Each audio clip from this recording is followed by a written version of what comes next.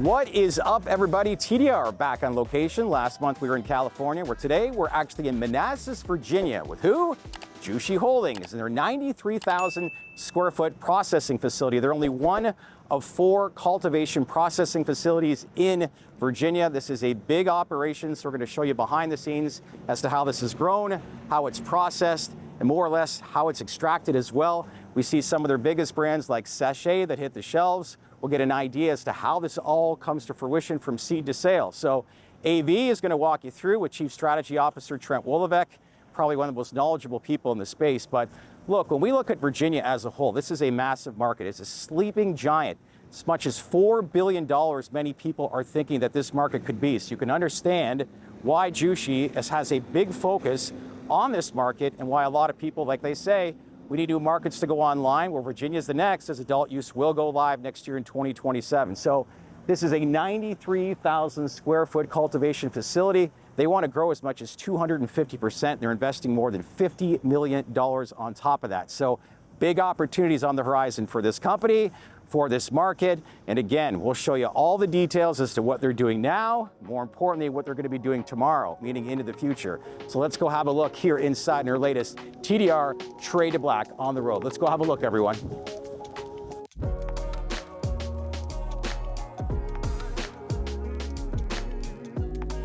All right. This is good to do. See the cultivation facility, kitchen. Checking out some of the people here. Trent and... Oh, here they are. There they are. Let's check this out. How's it going? All right. There they are. Hey guys. What's up? Welcome to Virginia. How's it going? How we doing? Good to see you. Nice to meet you. Welcome. Good to see you. Good to see you. What's up, my man? Good to see Good to you. see you. Finally. I know. Finally, we're here. Trent, good Welcome. to see you.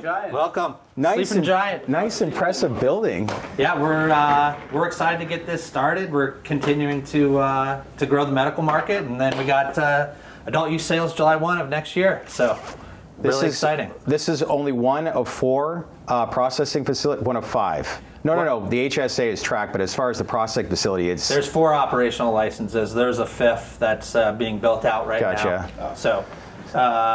Servicing as much as 30% of the state's population. Yeah, so our HSA2, which is Northern Virginia, has about 2.4 million people in our HSA, and then HSA1, which it's kind of been caught in legal quagmire, has about 1.7 million people. Okay. So you got the crew here today.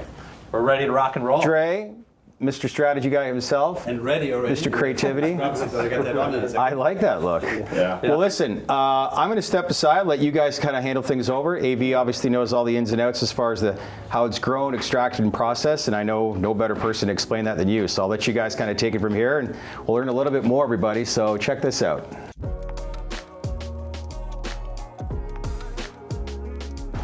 So this is the mother room. Yeah, so this is where it all starts. Okay. For us as controlled indoor state licensed cannabis businesses. So this is our mother room where we keep all of our genetics. Right now we're using it a flowering room as the mother room. We're building an expanding one up top. Okay. But because we do perpetual harvest, we want a same standardized product that's coming out from our flower perspective, both for extraction, but also for flower brand. Yep. And so, here we'll take clones, we'll move it over to propagation, to veg, and then into flowering. So these plants look very different. Obviously, there's no buds on them. For those that don't know, why are these not budding? Yeah, so the plant is trained to live through its life cycle. So the lights are on in here 18 hours, off 6 hours. Okay. And so what that does is it tells the plant it's not ready to start flowering to be able to reproduce. Got it. And so because of that, you don't see any flowering. Got it. These are, just in a continuous state of growth. Okay. For us, we typically like to keep our moms for about 6 to 12 months. Okay. Every time we take a cut off of her, it's stress for the plant. Yep. And so we don't want any genetic drift. So we'll continuously, use that. We've also started to work with, companies like Phylos, from a seed perspective. Yep. You get a much more robust taproot, which helps Yes. you know, the plant grow more vigorous. And it's cheaper going to seeds. Well, yes and no. Like eventually when we flip, you know, this to flour, it's much more economic than having our mom sitting here. Okay. But you know, with seeds, yeah, it's a lot less space, but also like, you know, we like to have both. You know, optionality is always a good thing. Yep. So here we have the propagation room, which I'm assuming if the mother room was the most important, this is second in line. This is if it's 1A, it's 1B. 1B. Because this is where, you know, we take those clones and we want to develop, you know, our rooting system for what is then fed into veg, into flour. And so here you can start to see those clones be put into what is their initial plug to start developing roots. Yep. And then we dome them from time to time just to ensure we keep that high humidity and the temperature correct. Okay. To get that ready to move into veg. You can also see we're starting to you know, pop some new seeds as well. So those are seeds down there. Those are seedlings. So that's what I'm assuming. That's kind of like testing within the genetics program. Yeah, within the genetics program, you know, we are feverishly working towards the November deadline around the closure of the 2018 Farm Bill loophole. So unfortunately, the breeding programs for a lot of folks got swept into that, and so you know, we're wanting to get out in front of that. Okay. So that's what we're doing down there. At what portion in this process does the plant get tagged with that metric tag? Yeah. So once we get the plant to about 8 inches, which is how high we want a clone to be before flipping it to veg. When it goes into veg, that's when we'll start to tag. Got it. So this is our bench. Okay. So, yeah, we are continuously starved for biomass because the medical program is continuously growing here. And so in order to do that, we will sometimes do what's called auto flower from a genetics perspective. And so that's what you see on the bottom here. Okay. And so all that is a seed that is taught to flower on a specific timeline. So for you know, 70 days. So and then these go where? Do these get cut down? Or? These will get chopped down and then taken up to extraction. We just need the biomass. Yep. So typically in this room, you'll see those clones get repopulated into the vegetative plants. Okay. You can see everything gets tagged, and so, you know, if you know, you got your mothers and then your clones. You know, that's kind of like elementary school, middle school. Here in veg, which plants are typically in here 3 to 4 weeks. Okay. It's kind of like you're in high school and college, getting ready to produce. It looks a little funky, but it all gets extracted down into distillate and Yep. extracts. Yeah, we're not putting this into a bag to sell. Yeah. We just came out of veg. So we just populated this room with all the plants that came out of that room. So again, they are trying to produce the flower for the pollinators to bring over the pollen to be able to reproduce to seed out. Got it. That's how it works in nature. However, we obviously don't want seeds, sticks and stems and all that fun stuff in our cannabis. And so here we're just telling the plant to start producing flower. And then in this part of the process, I mean, how much care do these plants need, or like attention on a daily basis? So it's kind of, you've made it here, it's stable, the conditions are the conditions in this room, and they're going to keep growing and then eventually start budding. Yeah, so, you know, we'll have somebody come in and do a walk of the room pretty much every day just to make sure, you know, all the genetics, you know, are stable, but there isn't like a plant wavering, there's no, you know, pests or yeast or mold starting to form. All of that's obviously very well dialed in this facility, but you know, you never know. And so there's checks. We'll see as we start getting into like week 2, week 3. You'll start to see us do some pruning from the bottom up. To get them to grow out. Yeah, we just, you know, the fan leaf, the typical, you know, your marijuana leaf, is there to catch the light to then start producing and the growth of the plant and growth of the flower. Okay. However, that's not good for airflow. Yeah. For yeast, mold, mildew, pests, and so we'll want to trim off those bottom fan leaves. Okay. It's called skirting. And then forces the plant to grow up. Forces the plant to grow up, not waste any extra energy on those fan leaves. Yep. But rather focus more on the flower, on the sweet leaf. Okay. Producing the trichomes, you know, for that plant. Awesome.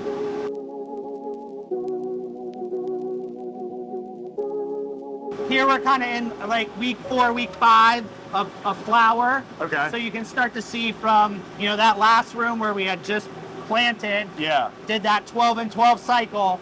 We've now had the plants grow up and in, as well as start to form, you know, the bud, the flower. Yep. And so this is really where, you know, we start to, you know, push hard on bud structure. Yep. And then, you know, that last week or so we'll flush. Okay. And that's when they start to get really fat and. Yeah. So we want the plant to think that it's dying those last couple weeks. Yep. You'll see that in flower room 7 that we're harvesting today. Okay. But what that does is it tells the plant that it's dying, and so it needs to do and push all its energy to make its flat into the flower to make it the most desirable as possible. Okay. For again to draw those pollinators over to be able to reproduce. Got it. And now here you can see where we were talking about the skirting. The skirting, yeah, exactly. So again, we want good airflow. Yeah. We want you know, no hot pockets, as we like to call them, for humidity and for temperature.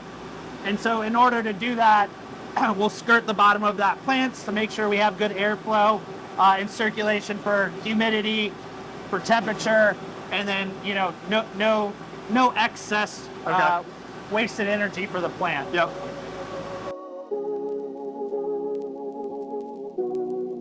Okay, so we've kind of seen like a freshly planted week 1, week 2 room. Yep. About week 4 room. And here we got about a week 6, week 7 room. Okay.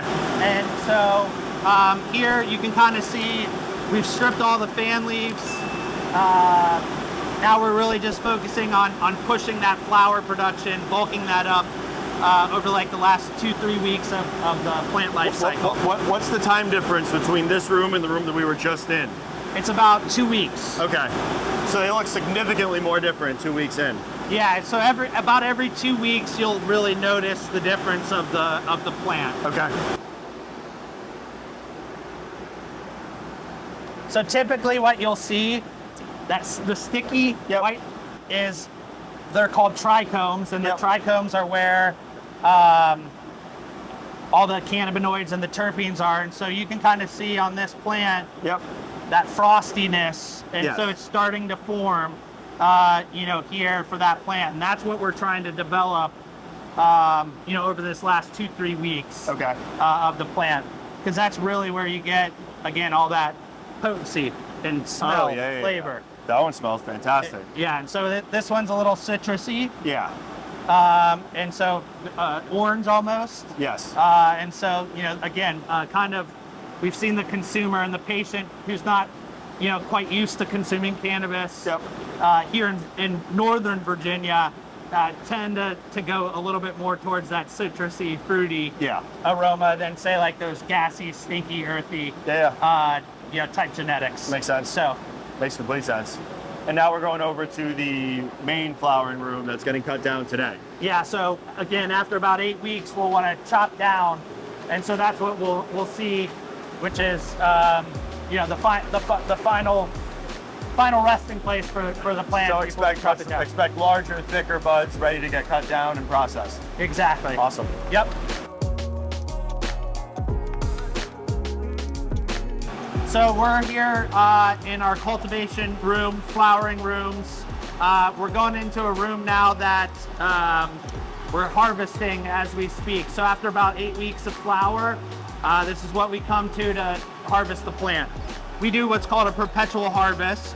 And so we've seen the mother room where we clone, propagation, veg, once they're done with veg, we then load them into the flower room here for about 8 weeks. And so we'll do that turn every couple days after we harvest. We'll clean the room and have it ready to go for the next batch of flower. And then as far as the genetics program goes, do you guys think you're going to augment it at all to meet what the consumer wants when you switch over to adult use in July of 2027? Or you have those base genetics and your products that are already in market that will do well and will meet the demands of what an adult use market wants? Yeah, I think we'll absolutely have to shift a little bit from a genetics perspective. Yep. Typically with an adult use consumer, they typically like to have a little bit more heavy sativas. Yep. Versus a hybrid or an indica, and so I think we'll have to gear more of our planting towards a sativa leaning dominant plant versus a indica or a hybrid per se. Okay, perfect. Let's go inside and check it out. Yep. So this room's getting cut down right now. We're cutting down this room. Okay. So after about 8 weeks, we'll harvest the plant, take it through a dry and curing process, and then determine whether we are putting it towards finished flower packaging, Okay. or extraction, so on and so forth. So And this is all double stacked LEDs, correct, from a lighting standpoint? double stacked LEDs for this facility. Okay. Yep. And so that's kind of our standard now across all of our facilities. We've really been able to dial it in over the last 3-4 years, and our genetics specifically are geared towards this type of cultivation. Yeah, the flowers look beautiful. I mean, there's some Yep. real fat, dense buds Yeah. So on typically, these colas. we'll see anywhere in this facility about 80 grams a square foot. Okay. What you'll see is some of the cultivars that are, stacking quite nicely with colas. Yep. I think we'll stretch up towards 120 grams Okay. per square foot. But, for us, we like to trellis the plant out. Yep. Not so we get one big cola, but rather you get the A, B buds, C buds, a good mix. So we typically see somewhere between 70-75% usable flower. The rest goes to extraction trim. So we've been really dialed in on this facility for the better part of the 5 years we've been. And do any of these rooms differ within like the genetics of the plants that are in them with what will get extracted down into finished products versus what gets sold as whole smokable flower? Yeah, so we'll have specific genetics that are called washers. Yep. So because we do solventless extraction here in this facility, we'll definitely have different genetics for that process. We'll have different genetics for hydrocarbon. We're getting ready to stand that up. Yep. Here in the coming months. Now, is that coming online with adult use, or is that just the natural progression of the market? That's just the natural progression of the market. Okay. It's something we had to pass legislation to get to. Yep. And then we're now building it out, having to educate fire department and stuff. So we're working through that. But you can smell this genetic. It's one of the newer ones. Okay. But very fruity, very citrusy. Yeah. That seems to be like where the patients and consumers are starting to tend to. We can walk down this way. You can kind of see. We got some really good colas, and so we're kind of pheno hunting. Okay. Because this is a new genetic in this facility, so you can kind of see where in which different pheno is actually coming in. Yeah, those look like really happy plants down there. Yeah, so we can walk down there. Okay. So you can see we write each of the different phenos on the tag, and so the tag's also a very important piece. Got it. For the state-regulated cannabis market. Okay. So for everybody that doesn't know, those are metric. that's a metric tag. That's a metric tag, and so everything here is tracked and traced from the time it's a clone through harvest into the final process. So that's what these metric tags are. Okay. Super important from a track and traceability perspective. And yeah, typically, the consumer consumer loves like purple flower. Purple, yeah. And that's great. And this is shorter, squattier indica. Yep. So we'll produce it, and because it's so it is so flavorful, citrusy. It's just this is so bright and hairy. But yeah, this and gassy. Yeah, and then you can see like look, this one even turns a little purpley. Yep. And that one's a little bit more fruity. So yeah, we're dialing that in. And because we have that controlled environment and we can replicate it every single time. Us having no cap right now for canopy, we're going to want to ramp that up because right now the market's about 1% penetration with patients. I think we could see that going to 3%, 5%, 8%, gradually up to 10%. And so we feel like there's going to be a huge demand spike come July 1st of next year. I bet. Looking forward to it. It's the talk of the industry right now with Virginia. Absolutely. So, we're going to be here to help not only stand up, our businesses, but the other businesses. We only have 24 stores here in the state right now, and I think we'll see that grow to 350, which is the cap. But the CCA will roll those out as we continue to see growth in the market. So do that responsibly. Great to see the foundation being laid. Yep, absolutely. So we've continuously developed, and here you'll see a room that we've had drying for about a week and a half now. Okay. So this process is what, about 2 to 3 weeks? It depends on the genetic, how dense the material is, and so typically anywhere between 7 to 14 days. Okay, got it. And we do like a meter test every time to see what the moisture content is of the flower, and so we'll get that dialed in. Got it. So here's our CO2. What we do is we activate the biomass. Yeah. So here's where the science kind of starts. So all of our flower that we produce downstairs also meets probably majority of the definition of hemp, below 0.3% delta-9 THC. Okay. THCA high. Yep. We don't play that game, so we want activated products. So what we'll do is decarboxylate the flower. So that's a giant decarb machine. That's a giant decarb. It's just a giant oven. Yeah. And so that's what we want to extract, which is naturally derived delta-9. Okay. And so here we have 2 different CO2 machines that we run. Yep. Everything's closed loop. Okay. Long story short, we have the CO2 as a gas. We put it under high pressure and high temperature. It liquefies. We have a big tube of biomass that we grind down. We'll extract it into what's called a slurry, and then we'll bring that over to the refinement lab. Got it. We'll take fresh frozen biomass and we'll dump it into this big washing tub. Okay. Stainless steel. So all we're trying to do is shear off those trichomes that are on the plant material. So we'll mix it with water, ice, agitate it.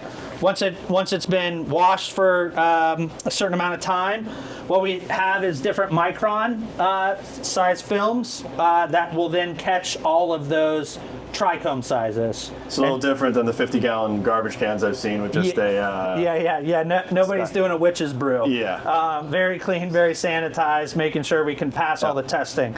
So that's what you'll get. Your typical bubble hash is what people call it. Yeah. Sand, so on and so forth. But in order to get all the moisture out, we'll then bring it over to these cryo freezers, ovens. So we'll extract out all of the moisture. So you'll just have like a very grainy. Okay. The trichome is all that's left. Yep.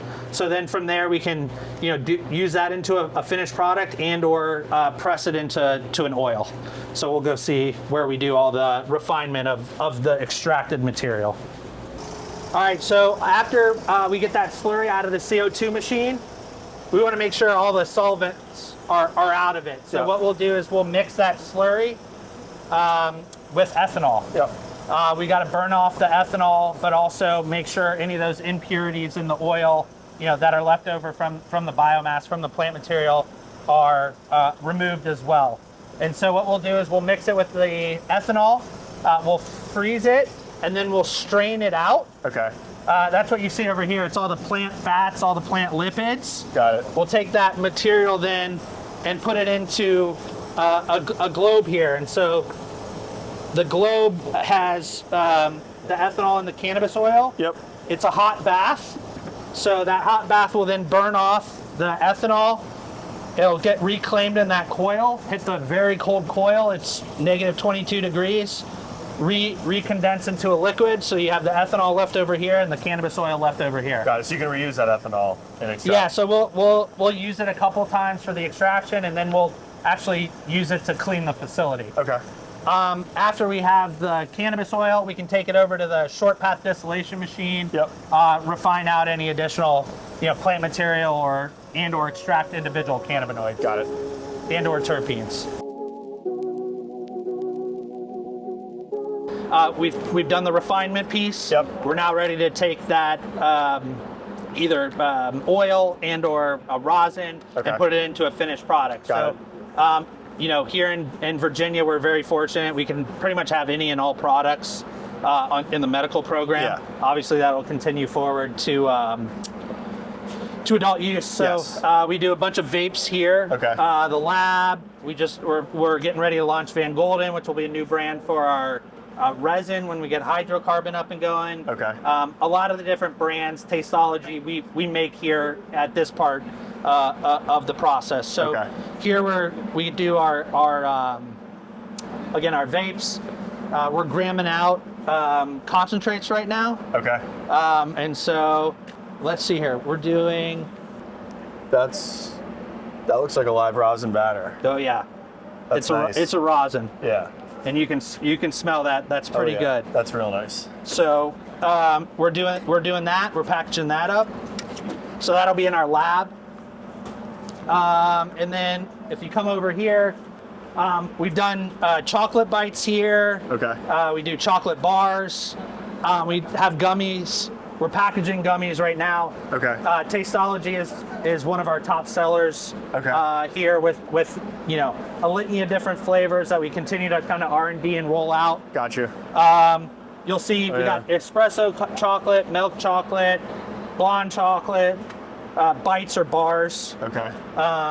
And again, you'll see everything still has that, track and traceability. Yep. The seed to sale batch number on it. So you can smell the blueberry. Yes. So we have in our packaging berry dreams. So we have a THC and CBN. CBN. So something a little more for the evening. Yeah. Want to relax, go to sleep. Oh wow. Something along those lines. So we've seen a lot of people start gravitating towards those minors. Yeah. For infused products, we're getting ready to launch minors and vape cartridges as well. Okay. So we're true just full packaging. spectrum. Full, yes, real the full definition of actual full spectrum. Yeah. Because you can't have an individual cannabinoid that's full spectrum. Correct. Note as very important. Yes. So we're packaging those up. That's our gummy machine. We do Cure, we have Volts, and then we have just some additional packaging back this way. We do capsules, we do balms, lotions. So everything outside of flower is manufactured here. Yes. Okay. Yep. Cool. All right, so that was interesting. Learned a lot from Trent and Anthony on every single room. Andreas Dubin, you've been on the show. Good to have you on. You are the Chief Creative Director for Jushi. Thank you. We see all these brands like Sachet that do well, and we see all the earnings reports. Trent and Anthony basically walked us through and how this is all brought to fruition. But talk about the big picture here. When we look at the size of this facility here, the inspiration that was behind all of it, because this has been in operations, like Trent and Anthony were saying, for 6+ years. Yes. But it gives you an idea on what this market of Virginia is going to present for your company and really for consumers now that adult use has been passed for next year. Thank you, Chad. So first of all, this building here you see is like our only facility we actually built from scratch. So this was a humongous warehouse before, and we purchased it, and then we had to completely build the facility, which you have just seen, obviously. Yeah. But as well, we have a store in there as well. And what we know from cannabis, we always said, like, okay, you have to the best thing, you have to see that, but you cannot do any billboards here in Virginia. So we painted this humongous thing in our Jushi or in our Beyond Hello blue, the sign on it, and this is one of our most successful stores. Still, it was the first store in Virginia and the most successful store at the moment.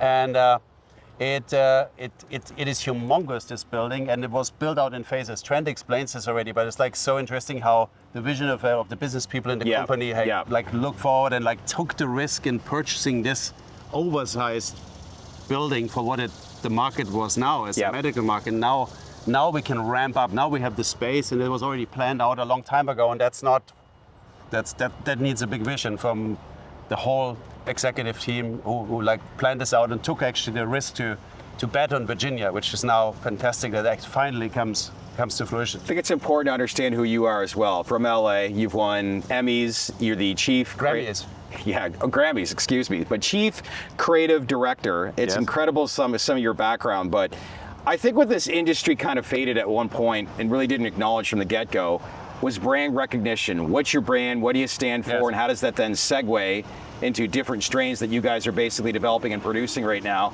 But that's where your creativeness has actually come in.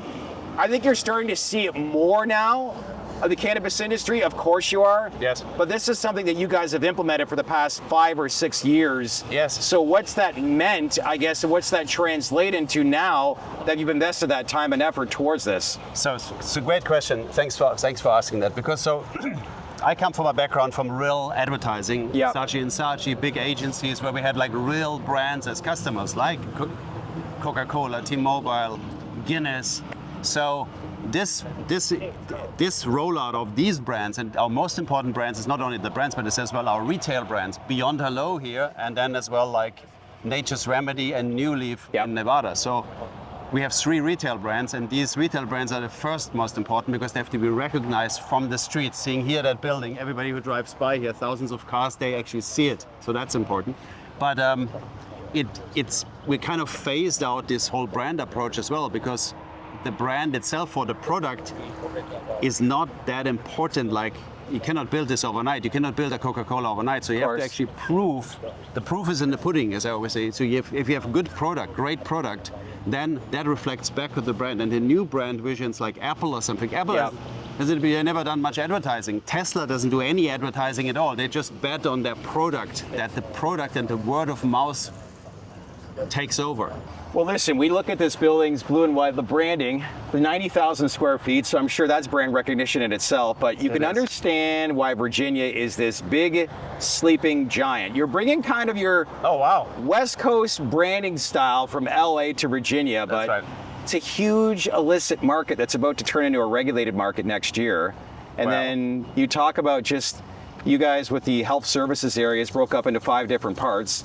And your HSA is servicing 30% of Virginia's population. And you can understand why people are very bullish on this market right now. That's right. And so you said it because we always said it. Virginia is the sleeping giant in our portfolio, and now the sleeping giant awakens.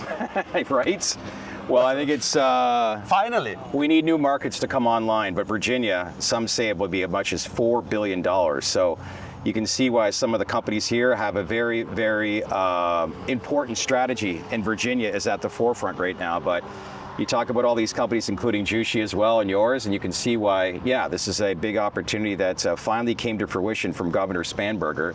But this is going to be a very, very big market. Listen, I want to appreciate Trent, all the whole team for having us out here as well. Thank you. I hope it gives everybody kind of a better idea behind the scenes, why brands like Sachet, how they get on the shelves and how it's all produced behind the scenes before actually getting the retail stores. But this has been cool. Let us know in the comments below what you thought of this overall process. I think it was pretty interesting. I think it's needless to say, Trent Woloveck could be the most informative person and in-depth person that we know in the space, but very, very passionate about what he does, isn't he? He is, And obviously the creativeness behind it all when it comes to brand association with Dre.